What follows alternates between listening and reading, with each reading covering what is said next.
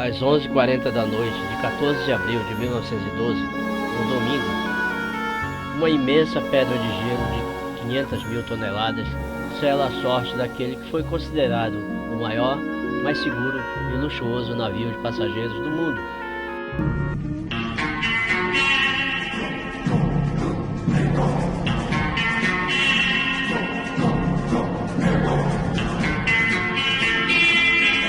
O inafundável Titanic.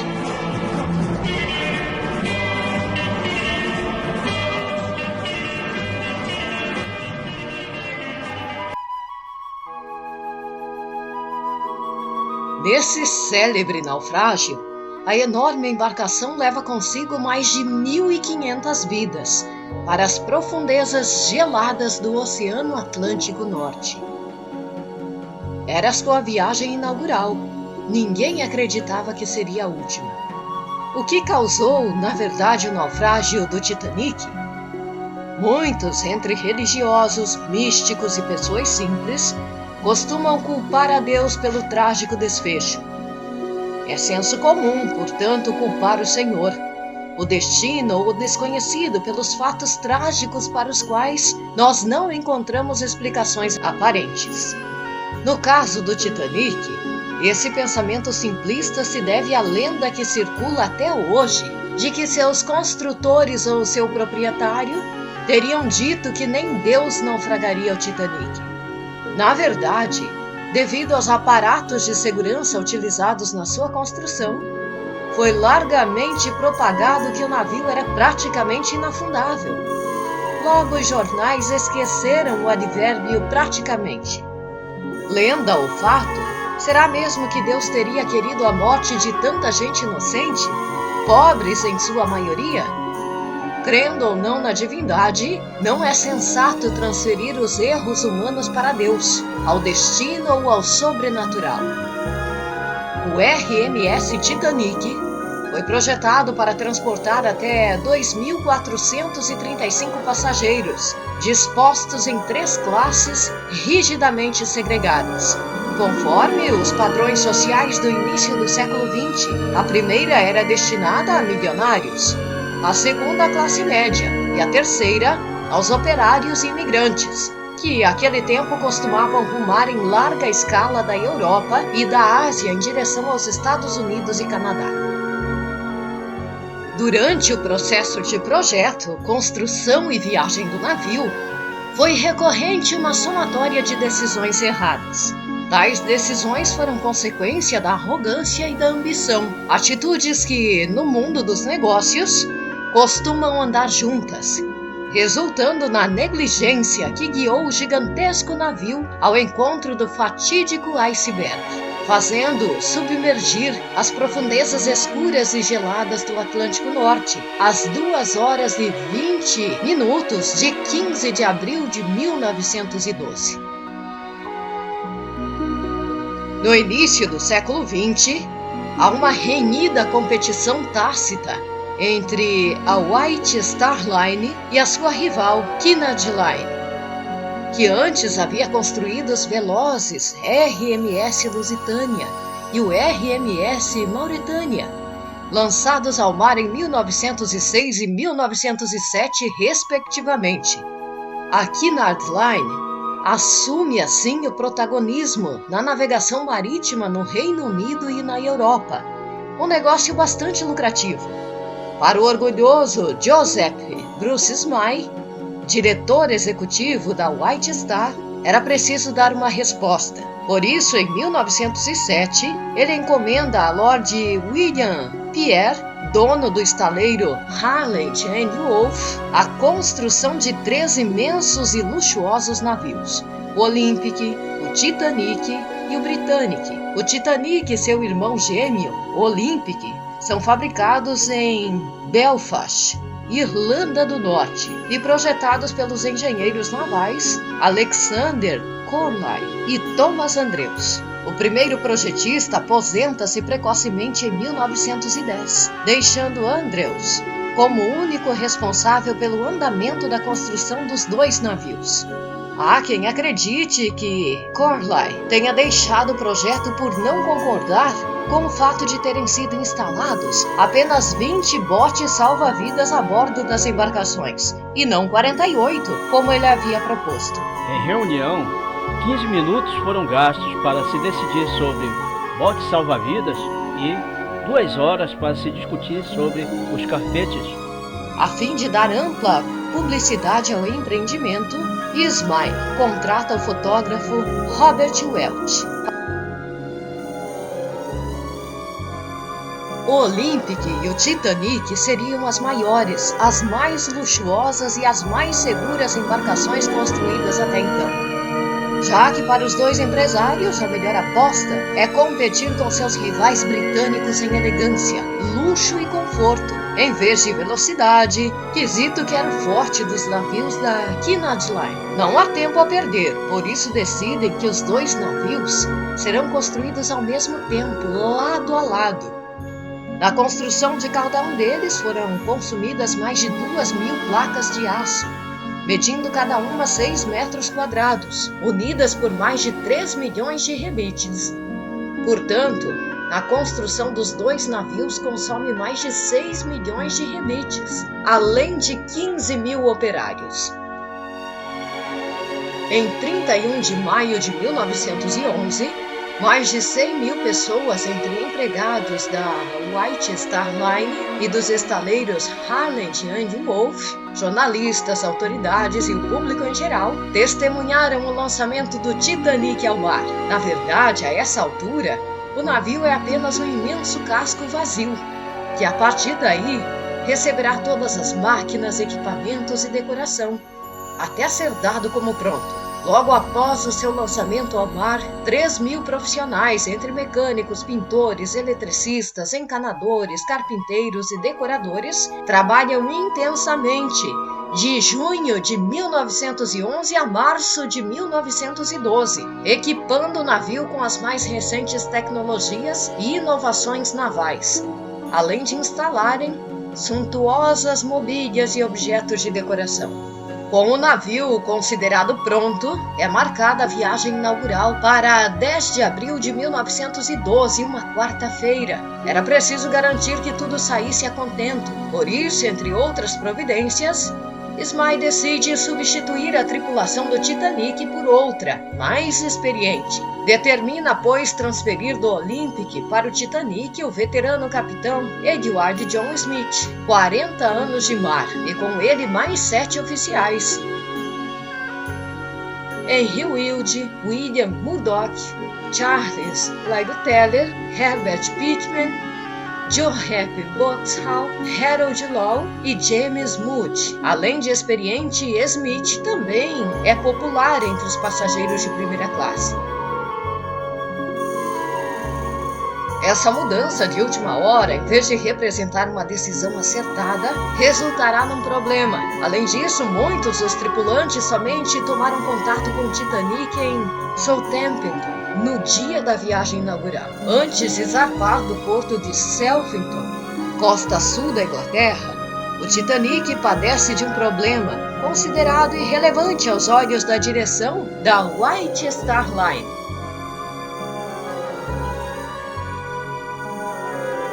Ele disse que a única razão para que permitirem que o navio zarpasse era que a data da partida já estava estabelecida. Eles simplesmente tinham que ir. Segundo o jornalista britânico Sunol Mulloon, estudioso do caso Titanic por 30 anos, em 10 de abril de 1912, o navio vem sofrendo um incêndio interno, que já perdura por 10 ou mais dias, num dos compartimentos inferiores, onde há grande quantidade de carvão destinado à alimentação das 29 caldeiras. Surge um incêndio espontâneo, que, na impossibilidade de ser extinto totalmente antes da partida inaugural, é considerado sob controle. Consultado, Ismay, em vez de determinar o retorno do navio aos estaleiros para sanar o problema e avaliar as possíveis consequências, decide manter o cronograma. O executivo alega que o adiamento da viagem inaugural resultaria em danos para a reputação da empresa. Convenientemente, o problema se dá no lado boreste. Portanto, a salvo de olhares inconvenientes da multidão que se acotovelava no cais, do enxame de jornalistas e das autoridades civis e navais presentes, às 12h15 de quarta-feira, o Titanic zarpa de Southampton, levando a bordo passageiros de 40 nacionalidades, a maioria absoluta deles na terceira classe. O Capitão Smith comanda agora uma tripulação composta de 892 profissionais, divididos em 3 departamentos: convés, atendimento e engenharia. Antes de partir para Nova York, a rota do navio ainda inclui os portos de Sherborne, França, e Queenstown, Irlanda, onde no dia seguinte, 11 de abril, muitas pessoas embarcam, perfazendo um total de 1.316 passageiros. O Titanic avança serenamente o Atlântico nos 2 primeiros dias.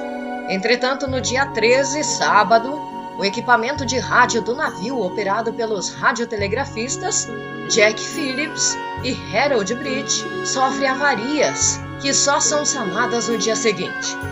Isso acarreta um acúmulo de mensagens de interesse dos passageiros, que pretendiam comunicar-se com familiares e amigos nos continentes. Durante este mesmo dia e também no domingo, como regra naval, vários navios enviam mensagens alertando a tripulação do Titanic sobre a existência no mar de extensas camadas de gelo e também icebergs. Capitão do Titanic, vapores rumo a oeste relataram icebergs, growlers e campo de gelo a 42 graus norte e 49 a 51 graus oeste. Ainda nesse sábado à tarde, é solucionado um dos problemas a bordo. A causa do incêndio foi o uso de carvão de baixa qualidade adquirido pela White Star Line de outros navios por conta de uma greve dos carvoeiros britânicos. Isso favoreceu a uma combustão espontânea, resultando no tal incêndio que há quase 2 semanas vinha agindo num dos compartimentos. Empenhados, foguistas e carvoeiros finalmente conseguem extinguir o fogo. Nesse interim, o Titanic continua a receber mensagens de alerta de navios que navegam pela região. Devido ao defeito do equipamento de rádio e à preocupação dos operadores em transmitir a excessiva quantidade de telegramas, essas mensagens externas não são recebidas. E as recebidas, quando encaminhadas ao comandante, são ignoradas. Obrigado pela mensagem e pela informação. Temos um tempo bastante variável. Ainda assim, no dia 14, o domingo fatídico, insistentemente outros navios continuam a alertar o Capitão Smith da existência de gelo e de icebergs, chamando a atenção para o iminente risco à navegação. Muito gelo reportado da latitude 42 graus e 24 minutos a 42 graus e 45 minutos norte, e da longitude 49 graus e 50 minutos a 50 graus e 20 minutos oeste. Um desses navios é o SS California, um cargueiro que, por sábia prudência de seu capitão, encontra-se parado nas proximidades, exatamente por conta das extensas camadas de gelo que ameaçam a navegação segura. Mais tarde, em face da refração da luz e também de outros fatores humanos, a tripulação do cargueiro viria a ignorar pedidos insistentes de socorro do Titanic, cuja tripulação já se encontrava em desespero. São 23h15 quando Cyril Evans, radiotelegrafista do Californian, faz contato com o Titanic. No entanto, diante da prioridade à transmissão dos telegramas de interesse dos passageiros, o radiotelegrafista Jack Phillips, sobrecarregado de trabalhos, interrompe o colega de outra embarcação. Cale-se e me deixe trabalhar. Nesse momento, o Titanic está a apenas 640 quilômetros da estação terrestre de Terra Nova, Canadá. Diante da resposta pouco gentil do colega e também por estar cansado de uma jornada de 17 horas de trabalho, Evans desliga os equipamentos e recolhe-se à sua cabine para descanso. Uma ausência que vem a ser fatal 25 minutos depois, uma vez que o Californian está a apenas 15 quilômetros do Titanic. Para o capitão Smith, reduzir a velocidade é uma providência que está fora de questão, porque isso atrasaria a chegada do navio em Nova York, causando danos à reputação da empresa, cuja situação financeira, por conta das extensas dívidas acumuladas na construção dos navios, não é confortável. Além do mais, está a bordo Smythe, presidente da companhia, que, consultado, nada diz, deixando a responsabilidade para o capitão. Sendo assim, Smith decide manter a velocidade cruzeiro de 22 nós, seguindo o planejamento de bordo. Naquela época, a tecnologia não permitia, como hoje, o uso de radares e de outros equipamentos eletrônicos sofisticados, capazes de detectar a existência de obstáculos no mar, a marcha regular do navio.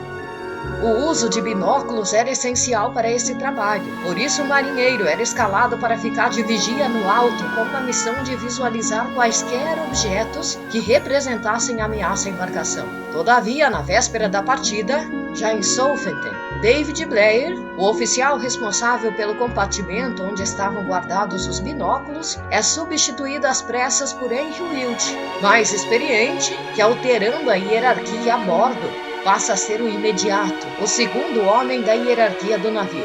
Na pressa, Blair esquece-se de lhe passar as chaves do armário onde estão guardados os binóculos. Como ninguém dá muita importância ao fato, resta aos marinheiros Frederick Fleet e Reginald Lee se revezarem na observação a olho nu. Mais tarde, porém, constata-se que o quarto oficial, Joseph Boxhall, possui um binóculo de uso particular que, consumado o acidente, utiliza na tentativa de localizar socorro.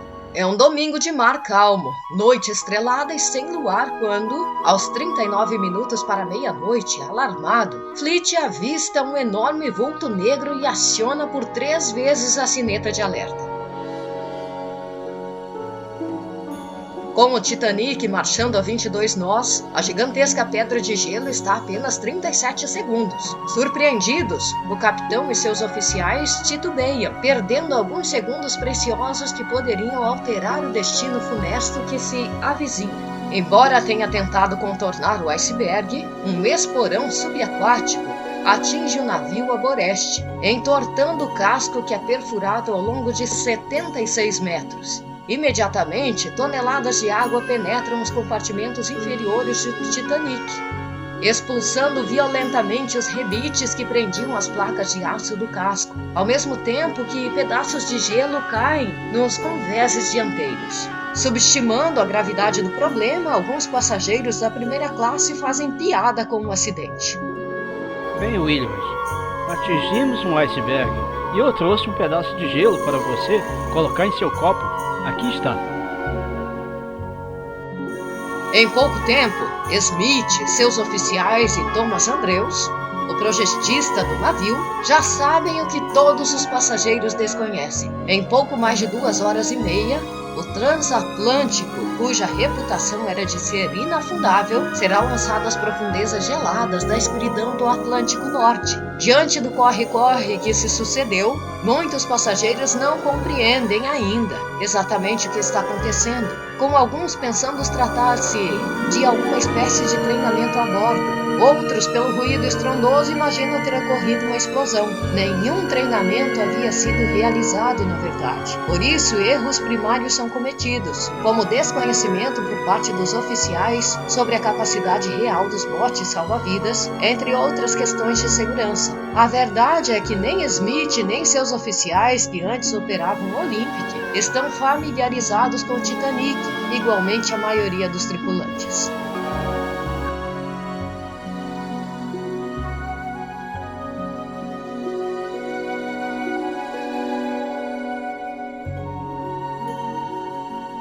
O Titanic também está equipado com 20 botes salva-vidas, 14 com capacidade total para 65 pessoas, 2 scúteres de emergência que dão para até 40 ocupantes e mais 4 botes desmontáveis que conseguem levar 47 passageiros. Dessa forma, os 20 barcos conseguiriam resgatar até 1.178 pessoas. O capitão Smith e seus oficiais estão cientes de que não há bote salva-vidas suficiente para todos, mas é preciso que os passageiros não saibam disso para evitar o pânico. Passam 15 minutos da meia-noite quando Smith incumbe William Murdoch e Charles Lightoller para que supervisionem a preparação dos botes para serem abaixados. O primeiro oficial cuidará dos botes de Boreste e o segundo dos de bombordo. Por desconhecerem a real capacidade dos botes salva-vidas, os primeiros são abaixados com poucos passageiros, bem aquém do que realmente podem suportar. À 00:40, o primeiro bote abaixado, número 7, é ocupado com apenas 27 pessoas. No tumulto e sob intenso ruído causado pelas toneladas de fuligem que são expelidas sem controle pelas chaminés, as ordens verbais, embora gritadas, pouco são compreendidas. Por isso, os oficiais e a tripulação utilizam-se de gestos, e ainda assim, nem todas as instruções são corretamente executadas. Consultado, Smith determina que mulheres e crianças primeiro. Murdoch entende que mulheres e crianças têm prioridade para embarcar nos botes e depois os homens podem ser acomodados. Lightoller, porém, entende mulheres e crianças apenas. Por isso ele acomoda as mulheres e crianças, mas exclui os homens, cujas tentativas de acesso aos barcos são reprimidas com violência. 10 minutos depois, outro bote é abaixado com menos da metade de sua capacidade. Os oficiais temem que o número maior de ocupantes cause o rompimento dos cabos que sustentam os botes. Mais tarde, porém, durante os inquéritos, ficou comprovado que os botes resistem até 130 ocupantes, sem risco dos cabos se romperem. Em vistoria aos compartimentos inferiores, Thomas Andrews calcula que as águas do Atlântico invadem os porões do navio na proporção de 15 vezes a capacidade do que as bombas de sucção podem expulsar. É visível a inclinação do navio à medida que toneladas de água implacavelmente ocupam os compartimentos inferiores. Diante do naufrágio iminente, Smith e seus oficiais determinam disparos de fogos de artifício e sinalizadores a cada 5 minutos, na esperança de que algum navio próximo venha em socorro. Na sala de radiotelegrafia, Phillips e Bright, sem descanso, emitem mensagens de socorro. Eles, porém, enganam-se na localização do Titanic, direcionando os navios de resgate para 21 quilômetros distantes. Todavia, só há um nas proximidades, o California, que está parado a 15 quilômetros, porém com o aparelho de rádio desligado. Parte de sua tripulação visualiza os rojões, mas por uma ilusão de ótica, esses sinais parecem vir de outro lugar e não do navio que está parado ao longe. Portanto, não dão importância ao fato, não incomodando o capitão Stanley Lodge, que já se recolhera aos seus aposentos.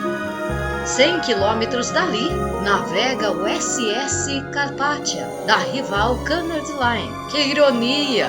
Que só chegará ao local por volta das 3h30, quando resgatará 710 sobreviventes enregelados de frio, além de testemunhar em redor centenas de corpos gelados a boiarem sobre as águas do oceano.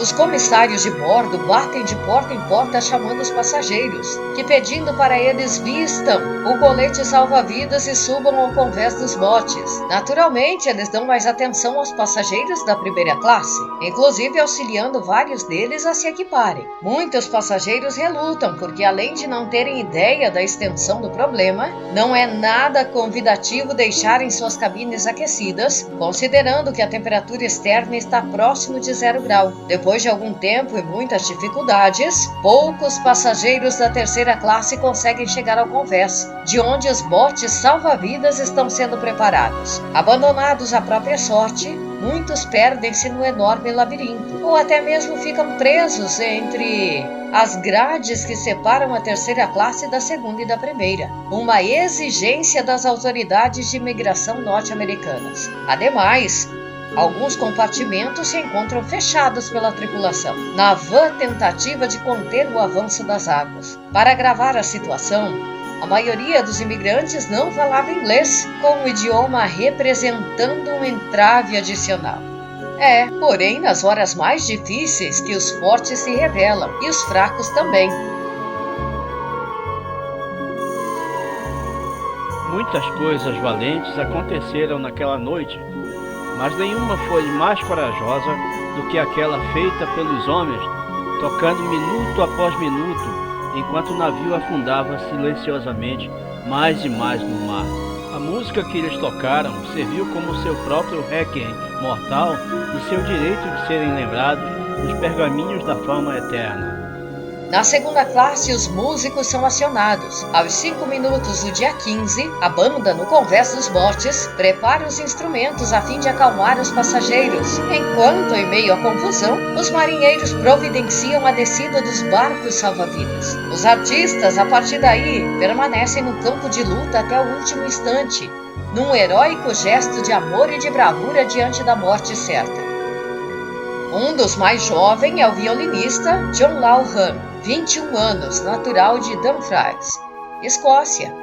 Ele e Mary Costin encontram-se noivos. A família do músico, porém, não aprova o relacionamento, de forma que ele e Mary decidem casar-se secretamente, deixando para revelar o fato consumado à família somente após a viagem de John. Há, no caso, além da oposição familiar, um histórico de luta da parte de Mary Costin, que se encontra grávida, até que a justiça britânica finalmente venha reconhecer a paternidade de Ham sobre a criança órfã, que nasce alguns meses depois da morte do pai. O barulho dos 8 exaustores nas chaminés do Titanic para subitamente às 0 horas e 57 minutos. Mais tarde, Lightoller, o segundo oficial, escreverá que um silêncio de morte, porém 1000 vezes mais intenso, tomou conta de todo o navio. Era desconcertante ouvir as vozes novamente. Agora, a música tocada pela banda é tranquilamente audível por todo o convés de botes, ainda que haja algo de fúnebre no ar.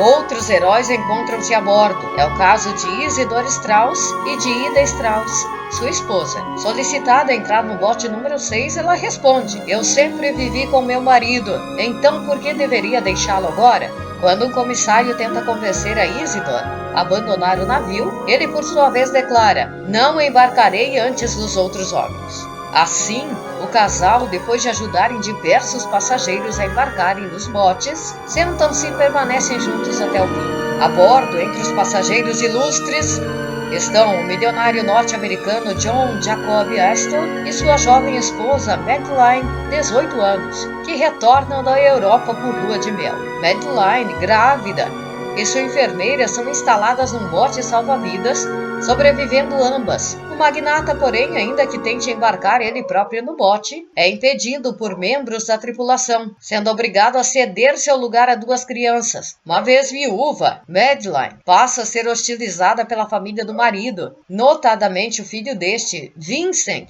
Face à concorrência à fortuna representada pelo novo herdeiro que estava por nascer, no testamento, Astor lhe impõe a condição de permanecer viúva. Mais tarde, no entanto, Madeline desiste da parte da herança que lhe cabe, casando-se novamente. O célebre banqueiro estadunidense John Pierpont Morgan, na verdade o real dono do Titanic, seria outro passageiro da primeira classe. No entanto, na véspera, Morgan cancelou a passagem, permanecendo na França para participar da festa de aniversário de uma de suas amantes. O eslovaco Michael Navrátil, acompanhado de seus filhos menores. Ao embarcar, porém, usando o nome de Louis Hoffman, Navrátil mente às autoridades, dizendo ser um viúvo que, em companhia dos filhos, vai tentar a sorte no novo mundo. Na verdade, meses antes, ele se divorciara da esposa, tendo depois sequestrado as crianças. A ex-esposa, a italiana Marcele Caretto, somente vem a saber da localização dos filhos 2 semanas depois, ao ver estampada no jornal francês as fotografias dos meninos. Ao acomodar num dos botes os garotos, Navrátil se agacha e sussurra no ouvido do jovem Michael. Meu querido, quando sua mãe vier buscar vocês, como certamente ela virá, diga que eu a amei eternamente e ainda a amo. Diga-lhe que eu esperava que ela nos seguisse para que todos nós pudéssemos viver juntos e felizes na paz e na liberdade do novo mundo. Os meninos, Michael Marcel Navrátil Jr., de 3 anos, e Edmund Navrátil, 2 anos, passam a ser conhecidos como os órfãos do Titanic.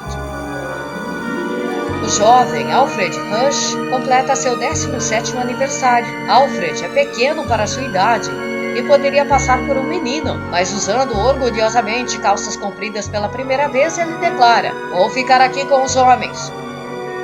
Comportamento diverso apresenta Daniel Buckley, 21 anos, passageiro da 3ª classe, que, burlando a vigilância dos oficiais, acomoda-se no bote número 13. Quando um dos oficiais saca seu revólver e atira para o alto, Daniel começa a chorar e, agachado no piso do bote, é ocultado por uma mulher, que joga o chale sobre ele para que o rapaz passe por uma delas. Em meio a todo o ambiente de tumulto e desespero, Bruce Ismay, nos primeiros momentos, comporta-se de forma cavalheiresca e ativa, ajudando com empenho a tripulação na acomodação de crianças e mulheres para a descida dos botes salva-vidas, que ele próprio sabe serem insuficientes. Ao final, porém, restando o último bote, ele, numa atitude covarde, desce, deixando a morte para mais de 1.500 pessoas, incluindo 53 crianças e 109 mulheres da 3ª classe. Nos minutos finais, à medida que a história do Titanic aproxima-se do funesto desfecho, as regras de resgate em relação aos homens vão aos poucos se afrouxando, de maneira que muitos deles, passageiros da 1ª classe, aproveitando-se da desordem reinante, conseguem embarcar nos últimos botes. Salvam-se assim mais homens dessa classe social que mulheres da 3ª classe, que, somadas às crianças, dão um número de 163. Diferente dos primeiros botes, os 10 e 15 descem com 70 pessoas.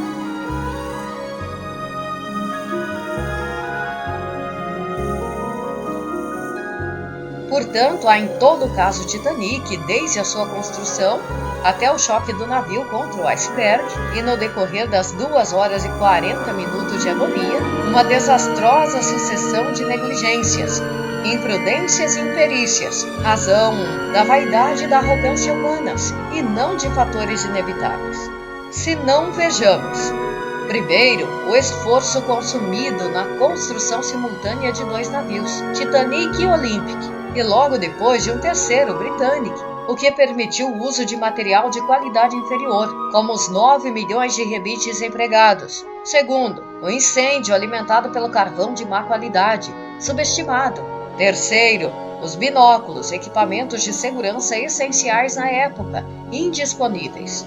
Quarto, as insistentes comunicações de navios próximos relatando a existência de gelo no mar, incluindo icebergs.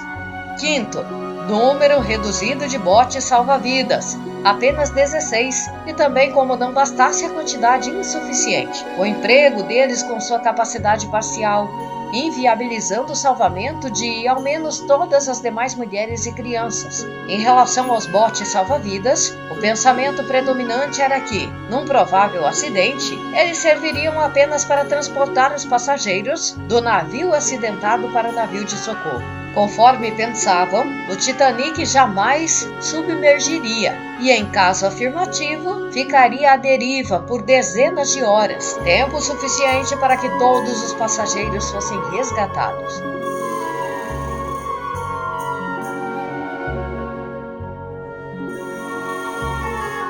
Às 2h17, a dianteira do Titanic já afundou 30 graus e todos os botes disponíveis já estão no oceano. A bordo de cada um deles estão mulheres, crianças e homens, que em meio ao vento gelado se acomodam como podem, guardando distância segura, não se afastam, porém muito do navio.